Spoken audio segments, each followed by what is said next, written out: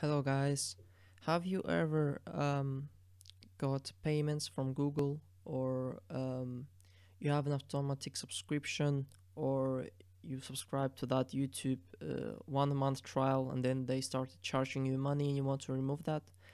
Well, I know how you can do that, guys. So you need to go to your Google account, just do this link and then just go to payments and subscriptions. You're gonna have your payment methods, which you would better remove if you don't want to pay for something. Your purchases, so you know what's that, and your subscriptions and streaming media. That's YouTube, everything like that.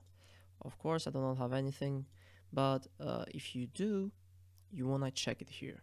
That's how you will remove all the subscriptions you don't want. So if this video helped you out, please leave a like.